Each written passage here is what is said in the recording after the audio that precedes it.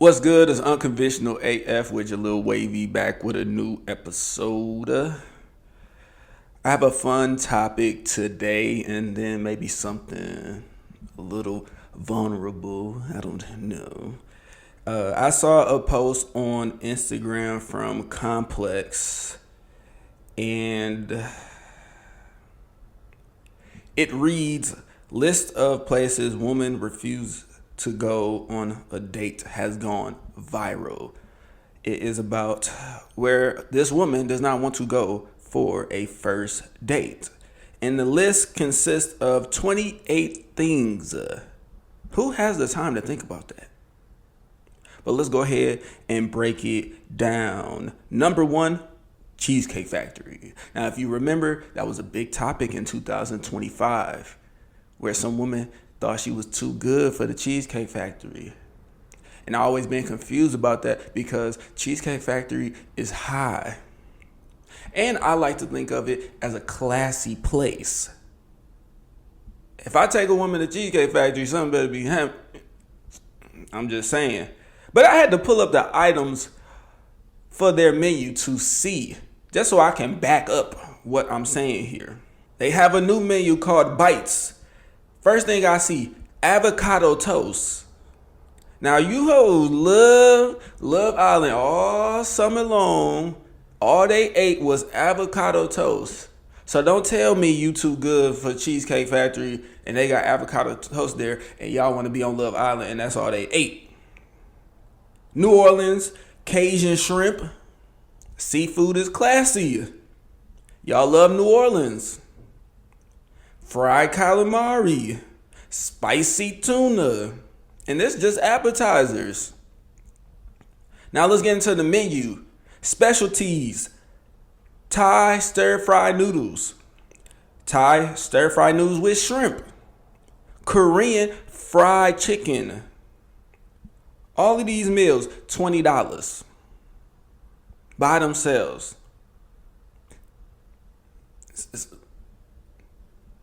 Let's go to the steak menu. Spicy ginger beef tenderloin. Grilled ribeye steak. That's $41. Filet mignon, $47.95.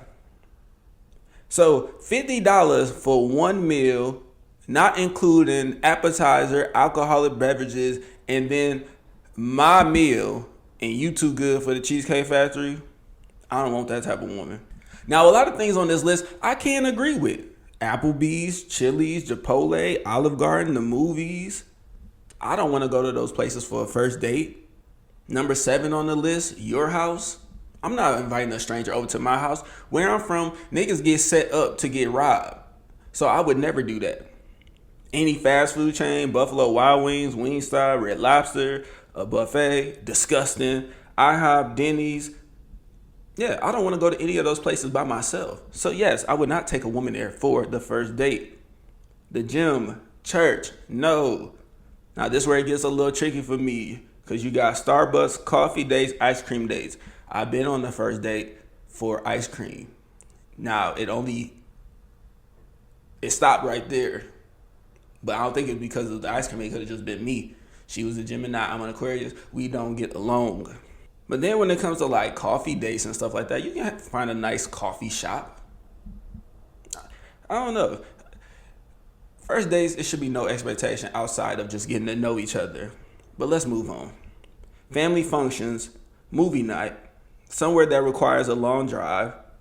No. Bowling, nightclubs, hookah bar. Yeah, I'm not picking any of those things for a first date. I do just want to go sit at a restaurant and just talk. A bar just for drinks. What's wrong with that? Say it's a Friday night, you going out with your friends. This man wants to meet up real quick. You can say, hey, meet me at this bar that's not too far from where I'm about to meet my girls. Have a quick little drink and then go on about your business. I don't see the problem with that. Waffle House. Of course not. And then sporting events. Sport events is a cool place for a date, but I don't think I would take someone there for a first date because you really can't get to know someone. I mean, you can flex a little bit. Like me, I get free tickets to sporting events. So I could flex a little bit, but I'm not gonna do that. I don't even tell women I get that type of stuff. So yeah, that would never happen over here. But yeah, that was a nice little list. Again, Cheesecake Factory is elegant. It is classy. They have great cheesecake there. Everybody should be open to going to the Cheesecake Factory. It's a great place. Speaking of dating, I just wanted to open up with y'all just real quick. Last year, I decided to not date at all. I wanted to focus on being consistent with the podcast, focus on training for my first marathon. I had to go back home to Chicago 3 times to do the distance series. And then I just wanted to continue focusing on my mental health and continuing with therapy. So I decided to not date at all last year. I met a couple people here and there, couple conversations, nothing went anywhere. I really focused on myself. So I'm like, 2026, I'm back out here in these streets. Got back on the dating apps at the end of last year. Shot my shot in person. Just getting to know people. And one thing I realized, boy, we are never truly healed. You see on social media all the time, people like, oh, I need somebody that's healed. Come to me that's healed. And as a person that's active in therapy and been going to therapy for the last 4 years, I'm like, nah, bruh, it don't work like that. It really does not work like that, because as I'm getting to know people, there are things that I still get triggered by that has nothing to do with the person and everything to do with me. And I'm trying to rein my emotions in so I don't project them onto her. Because I remember back in the day, I've said this before, I had more fun when I was a liar. It was easier for me to get women when I was on BS. Now, I wasn't keeping them around because I was fucked up, but it was just easy to navigate dating when I was playing games. So now, as this new Jaleel, trying to be out here giving the best version of me to women, I'm like, it's a struggle out here. This ain't that fun anymore. And I remember I used to think I was a bad person. I really did. I used to think, damn, I can't keep anybody around, so I must be a terrible human being. And it wasn't that I was terrible. I was just fucked up and I needed help. So I take breaks from dating a lot. Any little thing, I'm done. 3 months off. I focus on getting myself together, talk to my therapist, and then I put my toe back in the pool, my running toe, because they nasty. I don't know why I just shared that. But I'm realized, look, Jaleel, you cannot take these breaks like that. The hurt Jaleel will never go away. It won't. So you just got to push through. Because healing is a process, and you have to date with your wounds and hope someone can find the beauty in your scars. Because we all fucked up. None of us are perfect.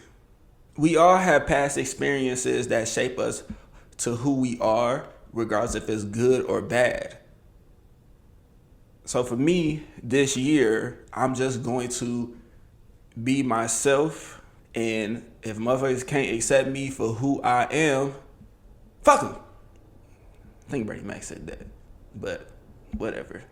I digress. Anyway, I hope y'all enjoyed the episode. Make sure you subscribe to the podcast on Spotify and Apple Podcasts. Your boy is on YouTube. Full episodes on YouTube now, so make sure you subscribe to my YouTube page, Jaleel Wavy. Follow Jaleel Wavy on Instagram and TikTok, and Unconventional AF on Instagram and TikTok. Thank you for listening.